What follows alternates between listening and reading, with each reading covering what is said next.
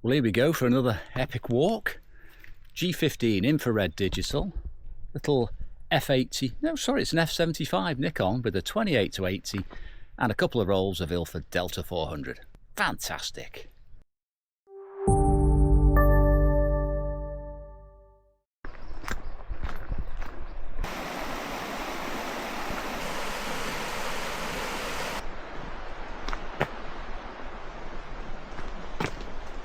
Now, interestingly, or not, it's always the same sort of kit that I bring out on these mountain walks, and I think, oh, I'm getting knackered.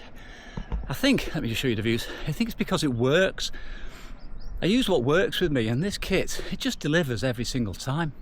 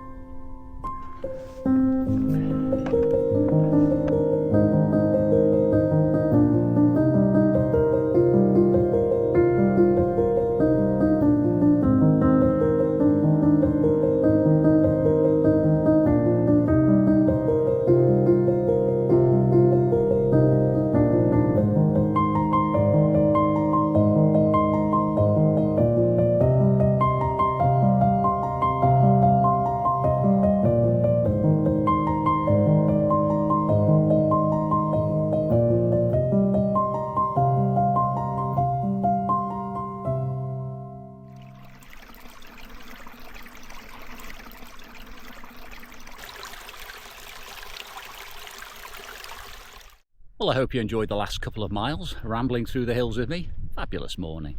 Anyway, getting back to the point about the equipment I bring regularly on my walks. Well, it might surprise you to know I don't actually like it that much. I don't enjoy using it. It's not a pleasure. It's not very tactile. I mean, this hated... Oh, God's sake, Steve. This Nikon F75 is just plastic. The lens is super cheap plastic. It's not very nice. It's quite nice ergonomics, but you know, compared to handling something like one of my Nikon FEs or even one of the older FGs or anything which is made out of metal, you know, with a fabric on it, this is horrible. It's not a nice camera. And the same thing applies to, oh, here we go. Oh, put your shoulder out, Steve. Same thing applies to this little G15 infrared, although it's actually far better made than the film camera. It's made out of metal. It's quite solid. Not really that keen on it particularly. It's a sort of strange focal length, 28-140. The quality is pretty good. Not particularly keen on the controls, but it delivers the results every single time, as does the Nikon F75. So there's two cameras which I don't enjoy using, but I love the photos. So what do I prioritize? Well, on walks like this, where lightweight is everything, convenience, autofocus, digital for the infrared, they win every time. Because if I was to bring a Nikon FE, and I occasionally do, I'm swapping lenses, it's manual focus, it's winding on. And I know that sounds trivial, but when you're walking in the hills, seconds count. You just need to be able to unclip it, press the button, fire, off you go. And the same for the digital infrared. I got no filters to add to this thing. I can hand hold it down to 1/4 of a second, no messing, great results, and a decent focal range. So in situations like this, I'm afraid the images come first, and whether I like the equipment or not is of a secondary consideration. Now, this question of whether you like or dislike things and whether they're efficient and get the job done doesn't always carry over to other aspects of my photography and my hobbies in general, particularly when it comes to outdoor clothing and footwear.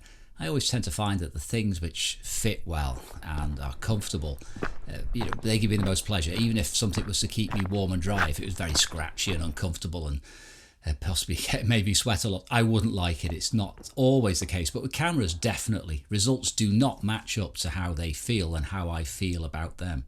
Now, a couple of interesting shots here. The first one in infrared, with an effect applied to it, obviously, because that's the way I like to process my images. Now, if you're coming up to the next frame, you'll see this has been taken with the film camera and a treatment applied to give it very much a lithe effect. You may have your preference. Mine is definitely here for the film image.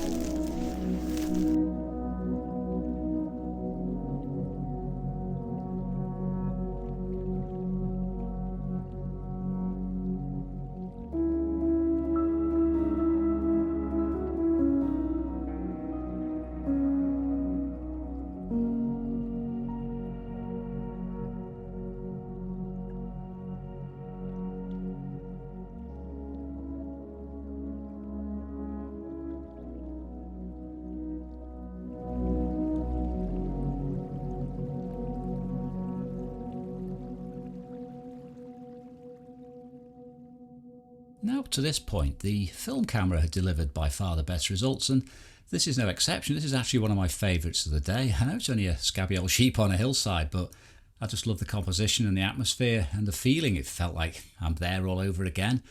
And that's what I love about monochrome photography and black and white film in particular. Now, I did slog up to the top of the main peak on this walk, my favourite mountain in the world. Connect everyone on their mobile phones at the top. Wonderful. But just look at the light. You can even see it on the crummy video footage, and that translates brilliantly into the black and white Delta 400, where there are so many layers in there. The textures, the tones, the sky, it's just fantastic. It's exactly what I do photography for. And you can see the light now is improving massively as the day goes on. Now, on that earlier point about the equipment and not loving it but getting the shot, it does make you question whether we obsess too much over quality of images, over the actual pleasure of taking them, or do we obsess too much over the technical aspects of a photograph? I think we do.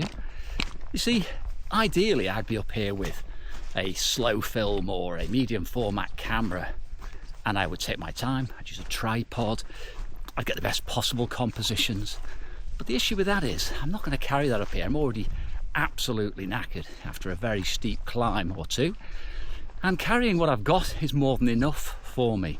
So I wouldn't end up getting many of the shots I've got today, maybe some of the early ones because I wasn't tired, but it's a trade-off. You see, if you're going to use high quality equipment, if you're going to use even digital with big fast lenses, you've got to carry them up here, and being up here is what matters to me. It's not so much the ultimate technical quality of the shots. Now, if this equipment does what I want, then I'm happy, Would I like it to be a bit better quality? Possibly, although I do like the grainy look.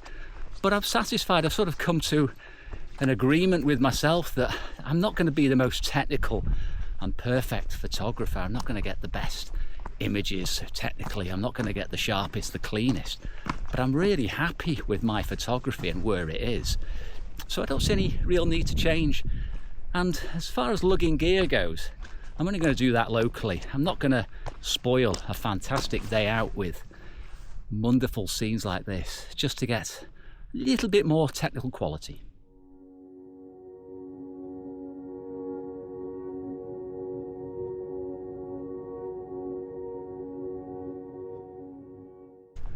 Well, I did just see a guy actually with a big tripod and a big digital camera with a couple of lenses plodding up the mountain and making short work of it. But he was about 21 and I'm not. So maybe if I was a bit younger, I would be lugging the Bronica up here. So another excuse. But all joking aside, you know, we're not getting any younger. Some of us are older than others, and if carrying lighter equipment into the hills and taking things a bit easier means I can continue to carry on enjoying trips like this, then I'm all for it. I'm not going to kill myself and ruin the day. So I've come to appreciate lighter equipment more and more the older I get, and you do tend to see that on a lot of photographers historically. Even Ansel Adams moved towards the medium format Hasselblad in his later years in preference to the large format. But I did find at this point that infrared was really working for me. It was lighting up the back of the LCD, and it hadn't done that for the first, well, probably 6-7 hours of the trip. But here, typical sort of ruin shot with a heavy vignette work really, really well. Now, it is just one of those advantages to having a traditional camera and a digital infrared camera, that you can get the best of both worlds. Now, I think possibly the best shot of the day coming up here with this tree and the fantastic skies and foliage. It's absolutely what I do infrared for. I just love that look. It's irresistible to me. It's like catnip. But I've got a question for you for the upcoming shot of this old dwelling, particularly about the phone line that's running into the shot from the left. Now, when I took this shot and I first processed it, I was very happy with the phone line in there, and I think I still am, but I'm not sure, because given a month or so since the trip to sit on it, I'm wondering if this version here without it is actually better. I'm still leaning towards the first one. I just think it's more natural. I think it's stronger. Your mileage may vary.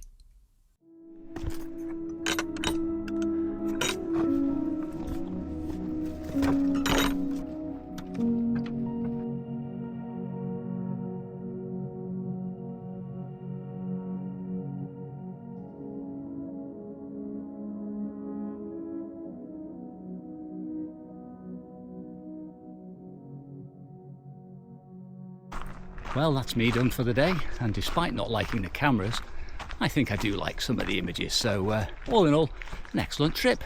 Thanks for watching. See you on the next one.